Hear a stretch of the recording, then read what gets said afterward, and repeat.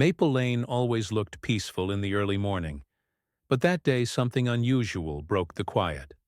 A small, trembling voice rose above the misty silence. "Will you walk me to school?" The question didn't come from a neighbor, nor from an old friend. It came from a little girl standing on the doorstep of the least approachable house on the block, the glass box. The air was crisp, the kind that made your breath curl white in the air. Thin fog clung to the street, softening the outlines of the modest row of houses. Everything looked ordinary, almost sleepy. Everything except for the tall modern mansion with silver gates and dark windows, where no laughter, no music, and no children's voices had ever been heard. That house belonged to Randy Blackwood, the man no one ever dared to bother. Inside, Randy was finishing his morning routine. At exactly 7:03 a.m., his video call ended. His voice had been sharp, every word efficient, as he gave final instructions to his overseas team. He slipped his phone into his pocket, straightened the knot of his navy tie, smoothed down his tailored gray suit, and picked up his leather briefcase. His life was timed down to the minute. He was heading toward the door when the sound stopped him. Knock, knock, knock. The noise didn't fit the house. Randy froze, frowned, and waited. Another knock. Softer, but steady. He sighed, set his jaw, and opened the door. And there she was. A tiny girl, no more than 4, stood with wide brown eyes staring up at him. Her curls bounced around her round face, and the faded pink backpack on her shoulders sagged under its weight. The bunny keychain hanging from the zipper swung gently in the breeze. She smiled without fear. "Hi," she chirped. Randy blinked, unprepared. "Can I help you?" "Yes." She nodded seriously, as if this was the most natural thing in the world. "Will you walk me to school?" He stiffened. "What?" His eyes darted around the street. No parents, no siblings, not even a neighbor in sight. Only this little girl standing on his porch. She pointed down the road. "School's just there. Mommy had to leave early today. She said I could walk alone, but I don't want to. I saw your house. You can walk with me, just this once." His first instinct was to refuse. The words almost left his mouth. But then, he looked down again. Her smile was genuine, her voice full of trust. For a reason he couldn't explain, Randy hesitated. "I'm a stranger," he said flatly.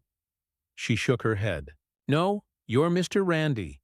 You live next door. Mommy says if I need help, I should ask someone who looks like they have a job. You look like you have a very big job." He exhaled, glanced at his watch, and muttered, "What's your name?" "Carol," she replied brightly. "I'm 4." Of course she was. 4, bold and fearless. He rubbed his temple, then sighed. "Fine, but only this once." Carol's face lit up. Without hesitation, she slipped her tiny hand into his.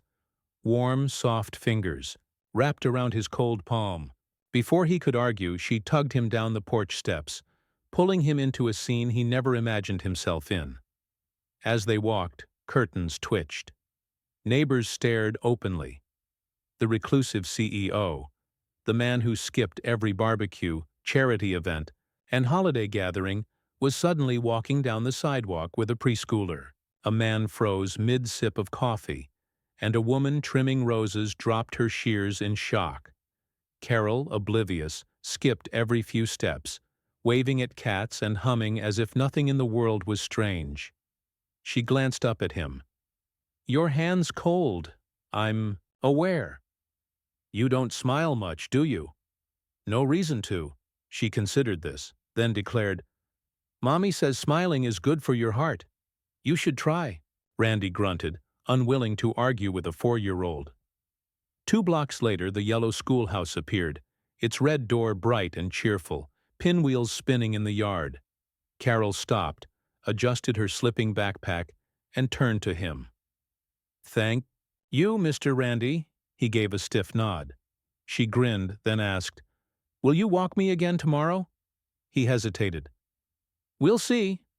Okay? She skipped through the gate without another word. Randy stood there watching. Something in his chest shifted, small, but undeniable. For the first time in years, he felt it. The next morning, the knock came again.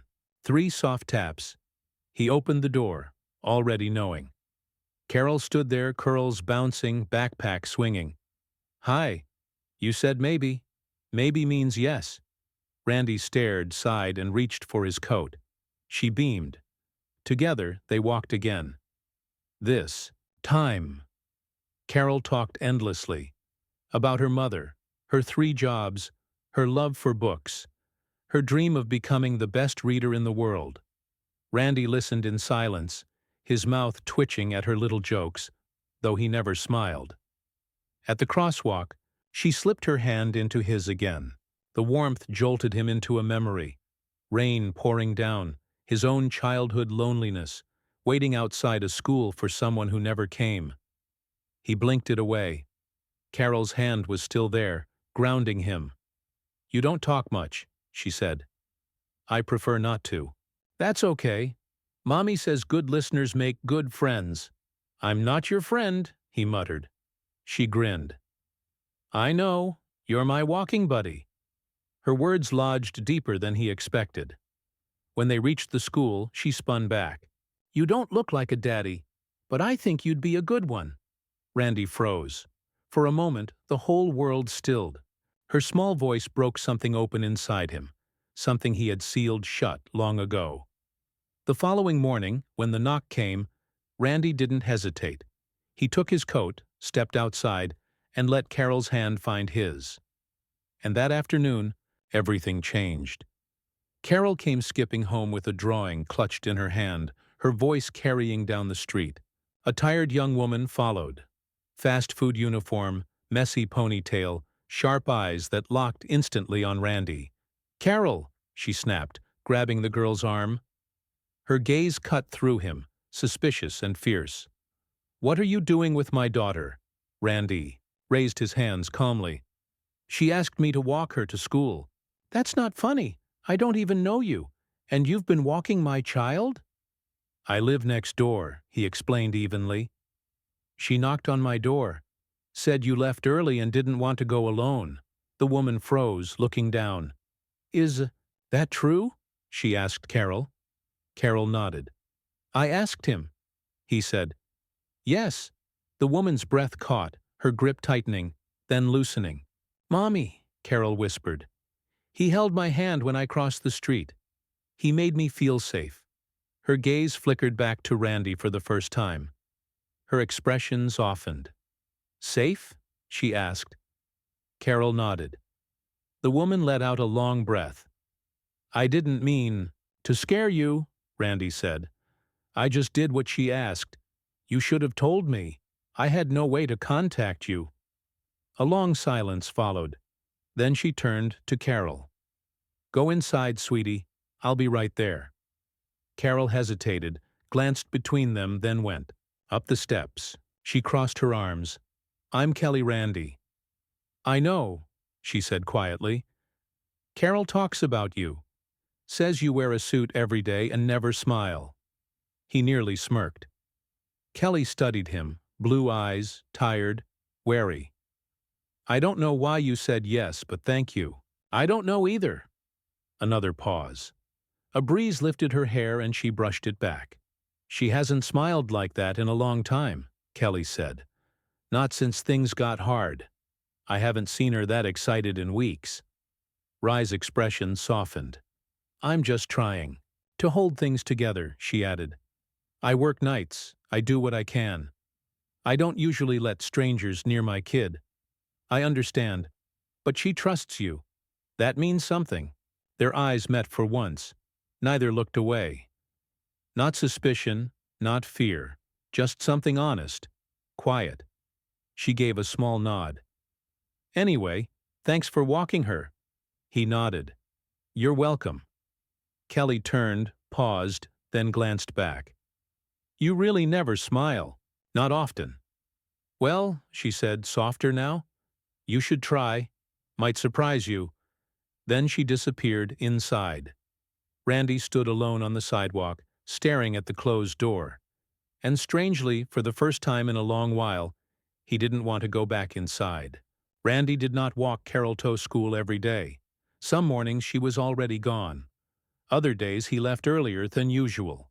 But her presence lingered in the silence of his house, in the rhythm of his footsteps, in the way her voice replayed in his mind at odd hours. He told himself it was just curiosity. But it was more than that. One afternoon he passed the local park, a worn but well-loved patch of grass with a crooked jungle gym, a rusting merry-go-round, and a pair of old swings. Carol had mentioned it once. "That is my thinking spot," she had called it. As He glanced through the iron gate, he noticed one of the swings hung limp, one chain broken, the seat lying at an odd angle. Children played nearby, but none went near the broken swing. That night, long after the street lamps flickered on and the neighborhood went quiet, Randy returned. Dressed in jeans and a hoodie, hood pulled low, he carried a tool set in one hand, a flashlight in the other. He worked quietly, methodically, unscrewing bolts, replacing the chain, reinforcing the frame.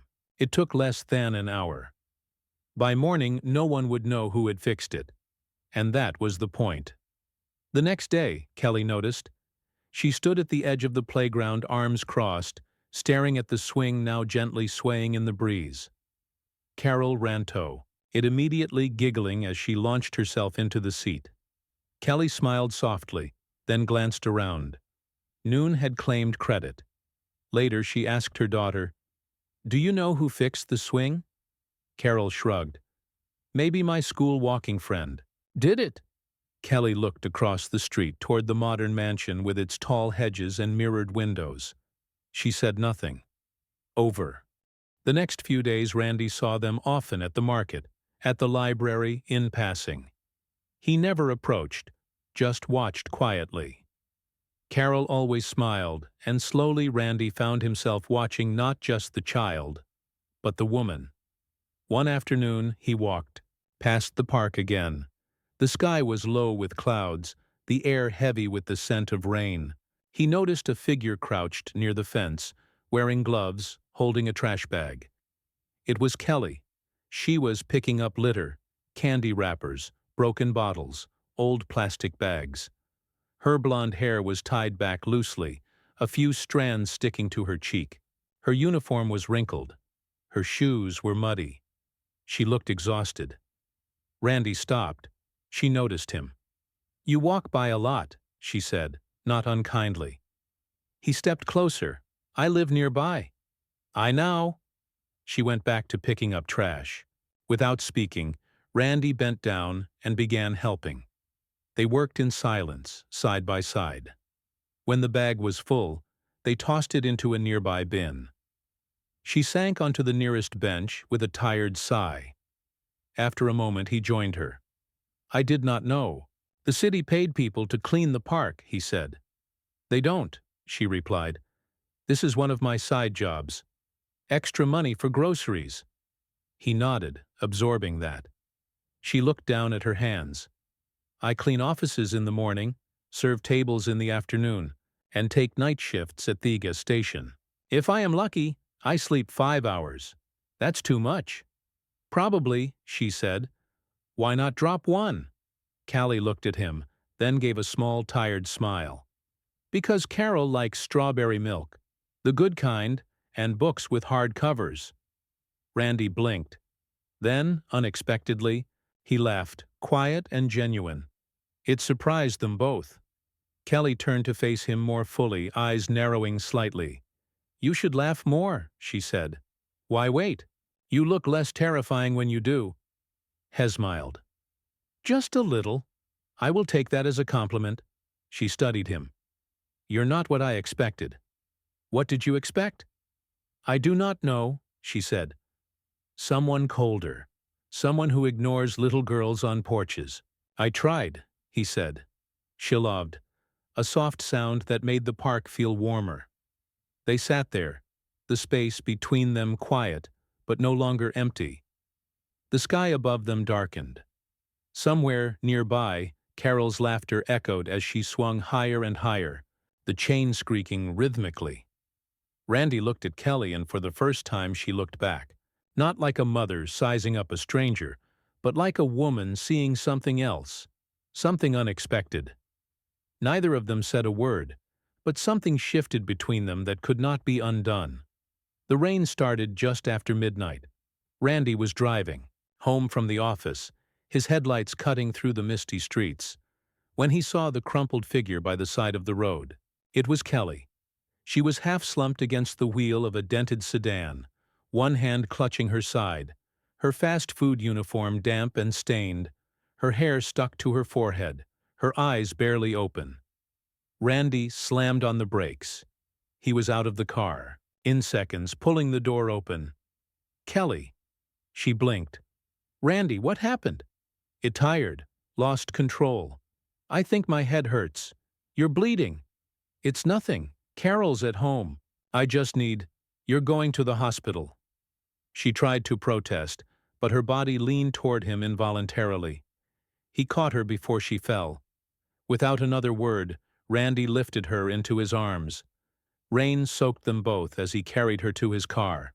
At the hospital, nurses rushed her inside. Randy filled out paperwork with one hand while dialing Kelly's number with the other. No answer. Carol. She was at home alone. He left immediately. The key was hidden under the flower pot. Carol had once told him proudly, Mommy's secret hiding spot. When Randy stepped inside their tiny apartment, Carol sat curled up on the couch, hugging a stuffed bunny. She looked up, startled. "Mr. Randy, your mom had a little accident." "She's okay, but I need to take you to see her." Carol's eyes welled with tears. Randy crouched down. "She's awake," she asked about you. That was all it took. He wrapped her in a small blanket, carried her to the car, and buckled her in. She said nothing the whole way, just clutched the bunny and stared out at the rain. Inside the hospital room, Randy eased the door open. Kelly was sleeping, her head bandaged, IV drip hooked to her arm. Her breathing was steady now, peaceful. Carol tiptoed inside. "Mommy!" She rushed to the bed and took her mother's hand, tears falling freely now. Randy stepped back, giving them space. An hour passed. Carol eventually curled up beside her mom on the edge of the bed, but the nurses asked her to rest elsewhere. Randy took her into the waiting room and sat down, letting her settle on the couch beside him. She clung to his arm. "I'm scared," she whispered. "I know," he said softly. "Will Mommy be okay?" "She will." Carol laid her head on his chest, her small body finally giving in to exhaustion. Randy sat still, letting her breathe. Within minutes, she was asleep. He leaned back in the chair, one arm around her tiny frame, the other supporting her bunny. The fluorescent lights above hummed gently, but the room felt quiet, warm. He did not remember falling asleep, but when Kelly opened her eyes later that night, that was the sight she saw. Her daughter fast asleep on Rye's chest. And Randy Blackwood, dozing off with his head tilted back, arms protectively around the little girl as if she had always belonged there. Kelly watched them from the hospital bed. She did not call out. She just stared. The lines of tension on Rye's face were gone. His mouth, usually pressed tight, was relaxed. His hair was damp, slightly tousled. He looked exhausted and human and kind. Her chest tightened. Later, he stirred and opened his eyes. Kelly met his gaze.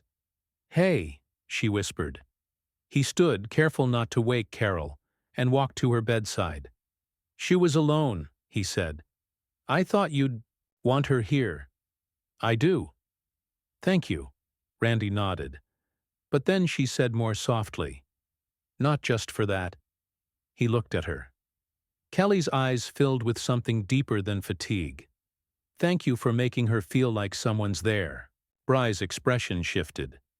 He started to say something, but then simply murmured, "Loved." She nodded, blinking back tears. I didn't ask you to, she added.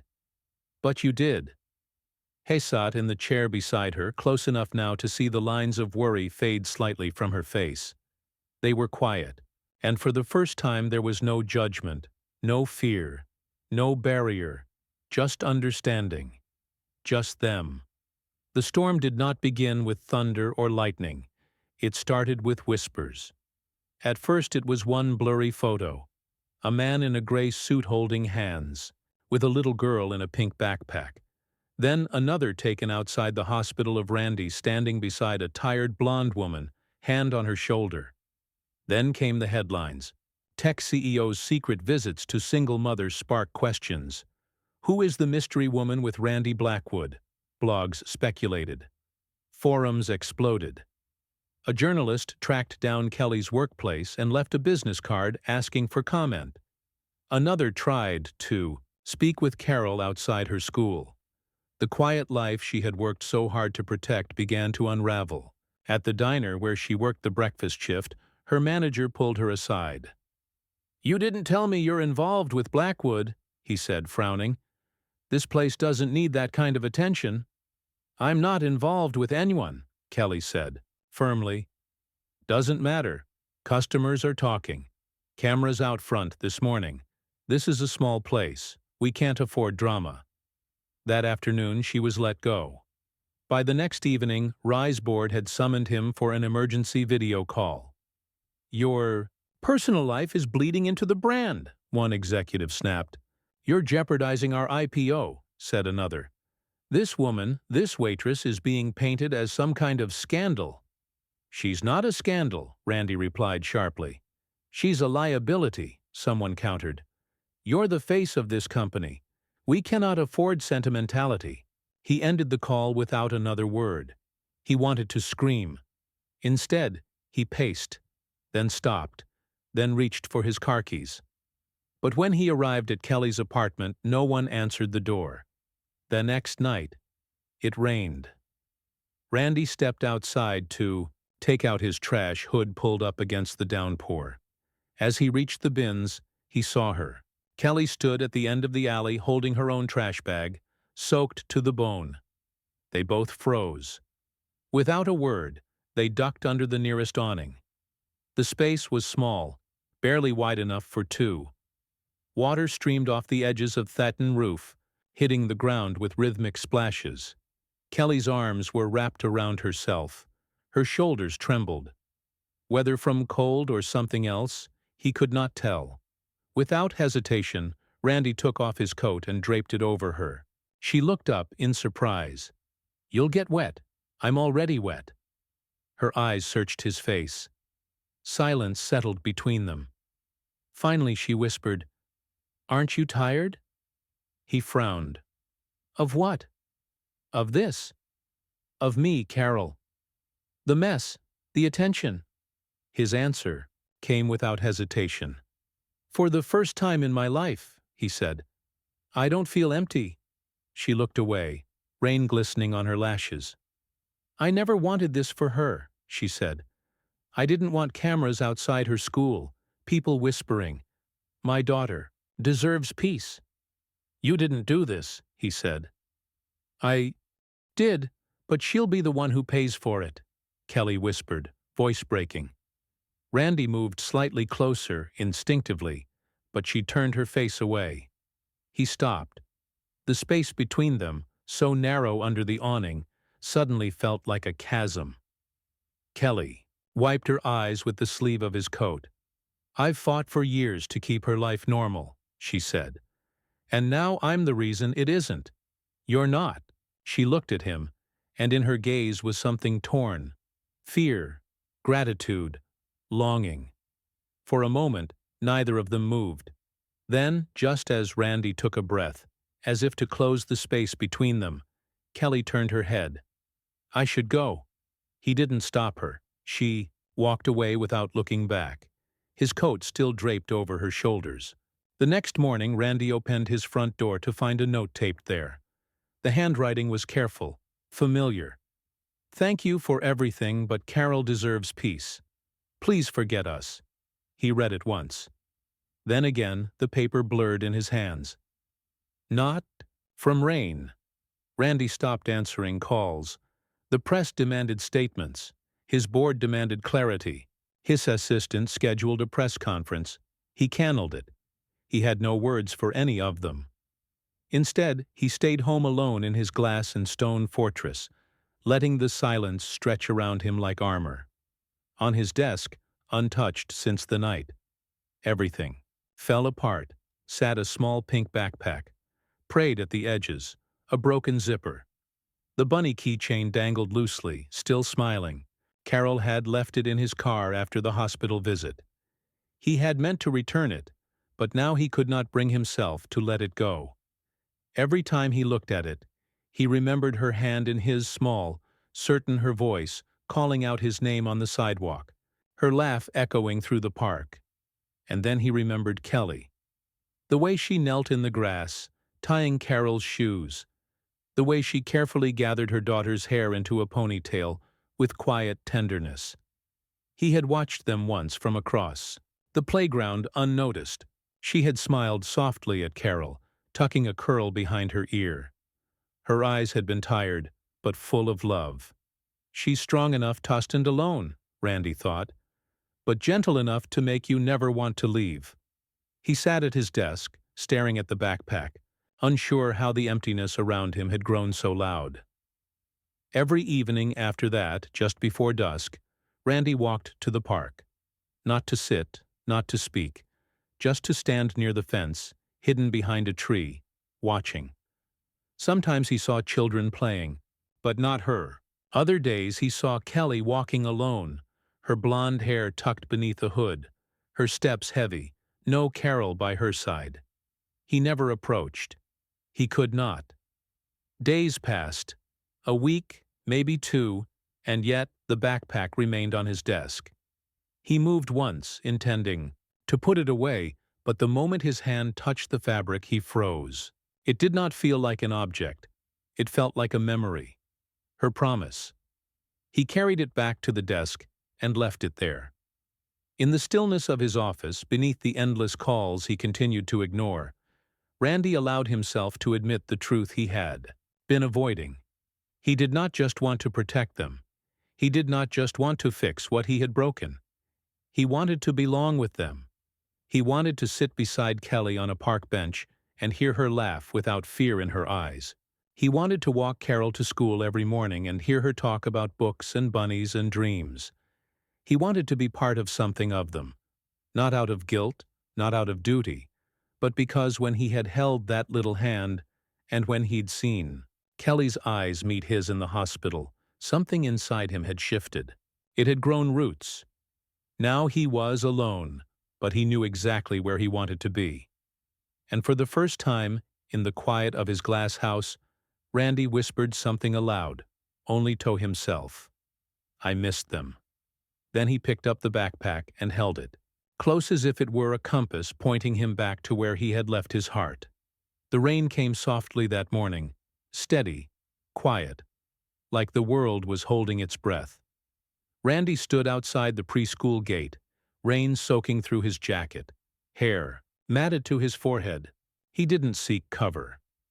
In his hand, wrapped in clear plastic, was a brand new pink backpack, bright zippers, a smiling bunny stitched on the front, just like the one Carol had loved, only better, whole. He had gone to 3 stores to find it. Children's voices echoed faintly from the building, muffled by rain. He waited. Then the doors opened. Kids spilled out in coats and boots, parents rushing in with umbrellas. Carol appeared in a yellow raincoat too big for her shoulders. She looked around, then froze. Her face lit up. She pointed. That's my school walking friend. Randy exhaled. Carol ran to him. Kelly followed a few steps behind until she saw him. She stopped, eyes wide, uncertain. Randy knelt, holding out the backpack. This one's for you, Carol squealed. It's the bunny, he smiled. Zipper works this time. She threw her arms around his neck. I missed you, she whispered. He held her tightly. as rain fell gently around them. Then Kelly approached slowly. Her hair was damp, her eyes locked on his. "Why are you here?" she asked. Randy stood, brushing a raindrop from his brow. He looked at her. "I don't want to be just a neighbor anymore." Kelly's breath caught. "I want to be family." She said nothing. He stepped closer. "I didn't know what family meant, but I saw you. How you love her. How you fight for her. And I saw Carol. I held her hand. I carried her." For the first time, something made sense. Tears filled Kelly's eyes. "I've lived in houses with 10 bedrooms and still felt alone. But, with you two, I finally understood what it means to belong." Kelly whispered, "I'm scared of me and being a footnote, a mistake. Just a mark in the margins." He reached for her hand. "No," he said. "You're the first page. The one I want to write the rest of my life around." A tear rolled down her cheek. "I don't have anything to give you," she said. "Just this life, this struggle. You've already given more than anyone ever has." She stepped forward and wrapped her arms around him. He held her like he never wanted to let go. Carol beamed. "Now I have a daddy." Randy laughed through the lump in his throat. Kelly pulled back, smiling through tears. He kissed her forehead. The rain kept falling, but they didn't move. Together, they walked down the sidewalk. Carol held both their hands, her new backpack bouncing behind her. People smiled. A few paused to watch. Randy didn't notice. He had everything he needed right beside him. As they turned the corner, the last thing visible was the flash of pink, the bunny on Carol's backpack swaying with each joyful step. And for once, the rain didn't feel like an ending. It felt like a beginning. If this story touched your heart, made you smile, or brought a tear to your eye, you're not alone. Sometimes the smallest hands lead us to the biggest changes. Sometimes love finds us not in grand gestures, but in quiet walks to school, in pink backpacks, and rainy mornings that become new beginnings. At Soul-Stirring Stories, we believe in the power of moments like these, stories that heal, inspire, and remind us what truly matters. Subscribe, and thank you.